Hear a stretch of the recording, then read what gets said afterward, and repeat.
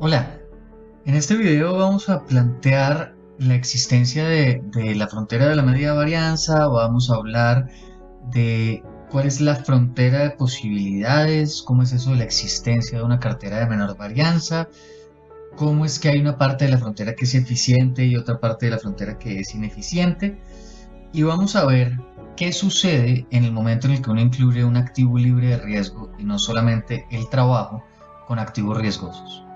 Entonces, arranquemos. Vamos a plantear, como siempre, nuestro plano cartesiano, donde aquí está el riesgo del portafolio, aquí va a estar el retorno del portafolio y vamos a tener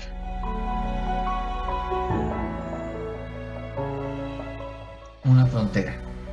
Esta quedó horrorosa, sobre todo porque no me permite mostrar una cosa que necesito mostrar, entonces vamos a volver a hacerla. Esa está mucho mejor. Entonces, como vimos en esta serie de videos, nosotros podemos encontrar, y marquémoslo en un color diferente, nosotros podemos encontrar aquí un portafolio que se va a llamar la cartera de mínima varianza. Y las coordenadas de ese portafolio van a ser, tendrá una coordenada de cartera de menor varianza en el eje X y tendrá un retorno de cartera de menor varianza en el eje Y. Uno puede plantear ese portafolio. Y ese portafolio va a ser importante porque separa toda esta frontera, que es lo que conocemos como la frontera de posibilidades de inversión, la va a partir en dos. Pensemos en lo siguiente: un agente racional podría invertir en este portafolio que marco aquí, que tiene un riesgo, o en este portafolio que marco aquí, que tiene el mismo nivel de riesgo. Si ustedes miran, el riesgo del portafolio A es igual al riesgo del portafolio B. Sin embargo, el retorno del portafolio A es menor que el retorno del portafolio B.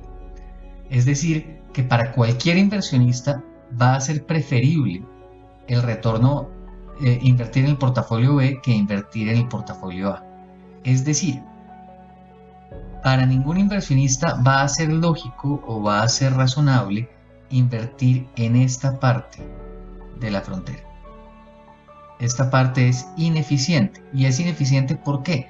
Porque para el mismo nivel de riesgo yo puedo llegar a un nivel de retorno muy superior. Por eso es que esta parte, la parte de arriba de la frontera, es lo que conocemos como la frontera eficiente.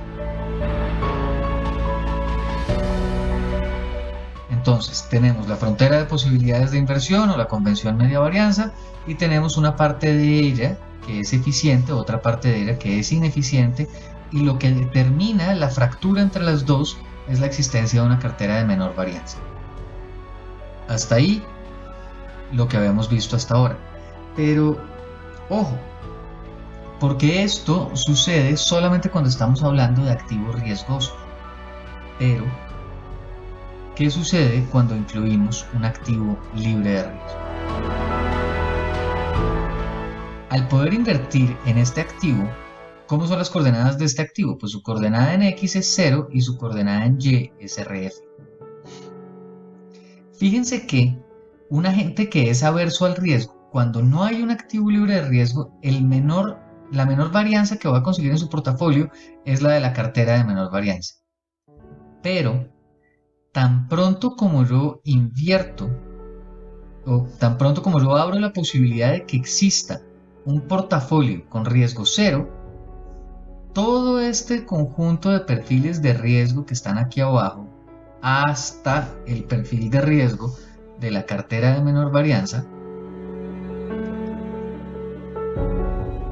esto es riesgo CMB, todo el conjunto de perfiles de riesgo que estoy poniendo aquí se vuelve alcanzable. Antes era inalcanzable, ahora yo puedo invertir en una combinación del activo libre de riesgo y el de la cartera de menor varianza, y voy a poder pararme en cualquier punto sobre esta línea. Una pregunta de interés, digamos, que puede ser una comprobación linda para que hagan ustedes, es ¿por qué esa línea es una línea recta? ¿Por qué no es una curva? Sino ¿por qué es una línea recta? Y la respuesta es que, o alguna intuición para que puedan concluir por qué es una línea recta, es que el riesgo del activo libre de riesgo es cero, y por definición, la correlación entre RF y cualquier activo, cualquier portafolio RP va a ser cero. ¿Por qué? Porque RF es una constante, no cambia. Entonces, ya con esos dos datos, ustedes pueden comprobar que el riesgo de un portafolio que contenga la cartera de menor varianza y el activo libre de riesgo simplemente va a ser el promedio ponderado de los riesgos. La correlación no jugaría ningún papel. ¿Vale? Fantástico. Entonces, tenemos un activo libre de riesgo y tenemos una cartera de menor varianza. Listo. Entonces, volviendo a la lógica de los cortos, volviendo a la lógica de que yo puedo irme en corto en un activo para comprar en otro, pues yo podría, por ejemplo, aquí comprar en esta X verde que estoy señalando en este punto, que es la cartera de menor varianza. Ahí estoy invertido 100% en la cartera de menor varianza. En el punto RF que está sobre el eje Y, estoy invertido 100% en la cartera de menor varianza, en el activo libre de riesgo, perdón. Entonces, yo podría teóricamente vender el activo libre de riesgo, irme en corto, vender más del 100% y con esa plata comprar más de la cartera de menor varianza. ¿Cómo se comportaría o dónde me podría ubicar? Pues entonces podría extender esa línea y, digamos, podría pararme, lo voy a marcar en rojo, podría pararme por acá. En este punto, ¿qué tengo? Tengo una inversión en la cartera de menor varianza. El peso de la cartera de menor varianza va a ser mayor a 1 y el peso en el activo libre de riesgo va a ser menor que 0. Es decir, estoy yéndome en corto para comprar este portafolio que le vamos a decir portafolio J. Entonces ese es el retorno del portafolio J. Pero, pregunta, ¿para qué me voy a comprar el portafolio J si puedo comprarme un portafolio J' que me rente más? Ese es un punto que va a ser muy importante a lo largo, digamos, para el resto de este video. Las ventajas de poder ponerle pausa al video. Entonces, mire, pude borrar toda la información que estaba al lado derecho de la gráfica, y ahora quiero mirar una cosa, y es ¿cómo defino yo si esta línea es óptima o no es óptima? Vamos a mirar la pendiente de esa línea que está trazada desde RF, pasando por la cartera de menor varianza y hasta el portafolio J. La pendiente de esa línea, como cualquier otra línea, es el cambio en Y sobre el cambio en X, que en este caso, por ejemplo, cojámoslo contra el punto de la cartera de menor varianza, pues va a ser el retorno de la cartera de menor varianza menos RF sobre el riesgo de la cartera de menor varianza menos, ¿cuánto es el riesgo del activo libre de riesgo? 0. Y esto es lo que ustedes conocen como el ratio de Sharpe. El ratio de Sharpe es la pendiente de esta línea. Ahora, esa línea no es la más eficiente, no es la óptima en la que querría pararse cualquier inversionista. ¿Por qué? Porque si yo combinara, por ejemplo, RF no con la cartera de menor varianza, sino con este activo, con ese portafolio, pues podría llegar a una línea con una pendiente un poquito más alta. Supongamos que es una línea recta. Ahora, lo más importante de toda esta historia es que yo puedo encontrar un portafolio que maximiza el ratio de Sharpe. Entonces voy a quitar esa última línea que quedó horrorosa y voy a tratar de hacer una línea que toque la frontera de menor varianza, pero que la toque en un solo punto, porque va a ser la línea que maximiza el ratio de Sharpe.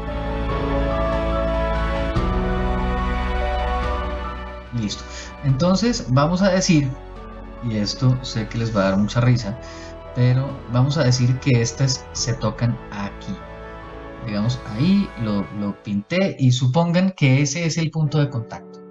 En ese punto de contacto encontramos una línea que une el activo libre de riesgo con la frontera eficiente y la toca en solamente uno de sus puntos. ¿Eso por qué va a ser importante? Porque entonces, fíjense en lo siguiente. Para mí, como inversionista, pararme aquí ya sabemos que es ineficiente. ¿Por qué? Porque me voy a querer parar aquí, más arriba. Tengo el mismo riesgo, pero tengo un retorno superior. Ah, pero espérense, porque si yo combinara este portafolio con el activo libre de riesgo, ya no estaría parado obteniendo este nivel de retorno, sino que estaría parado obteniendo ese nivel de retorno más alto. ¿Qué quiere decir eso? Que si yo combino el portafolio de tangencia, esto se va a llamar el portafolio de tangencia, porque es el portafolio en el que esa línea es tangente a la frontera eficiente. Si yo combino el portafolio de tangencia y el activo libre de riesgo, voy a llegar a poder ubicarme en cualquier punto de esa línea, y esa línea domina de forma estricta a toda la frontera de media varianza. Y entonces lo que estamos encontrando es que hay un único portafolio de activos riesgosos llamado el portafolio de tangencia, que es óptimo y es el portafolio que van a escoger todos los inversionistas.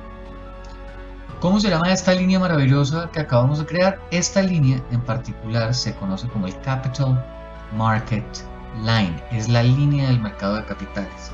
Y es la línea del mercado de capitales porque todos los inversionistas van a querer comprar este portafolio, solo este portafolio, y va a ser conocido como el portafolio de mercado. Pueden estar preguntándose, no, pero eso no tiene sentido porque si todos los inversionistas compran ese portafolio, pues entonces estamos asumiendo que todos los inversionistas tienen el mismo nivel de aversión al riesgo. No es verdad. Un inversionista puede comprar este portafolio de tangencia, el portafolio de RT, combinado con el activo libre de riesgo, y entonces se va a poder parar en cualquier parte de esta línea. Y se va a parar en la parte de esa línea que corresponda o que mejor asociado esté a su nivel de aversión al riesgo. Los más aversos al riesgo van a poner una mayor proporción en RF y los menos aversos al riesgo van a poner una menor proporción en RF. Incluso podrían vender RF para comprar el portafolio de tangencia. Lo importante es que todos van a querer estar parados sobre el Capital Market Line. ¿Por qué? Porque el Capital Market Line es aquella línea que maximiza el ratio de Sharpe, es decir, R del portafolio de tangencia menos RF sobre la desviación del portafolio de tangencia. Este es el ratio de Sharpe máximo, que es una rentabilidad ajustada por riesgo. Esta es una medida de bang for the buck, que es lo que cualquier inversionista racional va a querer maximizar. Entonces, todos los inversionistas compran el portafolio de tangencia y lo combinan con el activo libre de riesgo porque quieren estar sobre el Capital Market Line. ¿Por qué? Porque el Capital Market Line maximiza el ratio de Sharpe de todas las inversiones de los agentes, es decir, maximiza su bang for the buck, su rentabilidad ajustada por riesgo.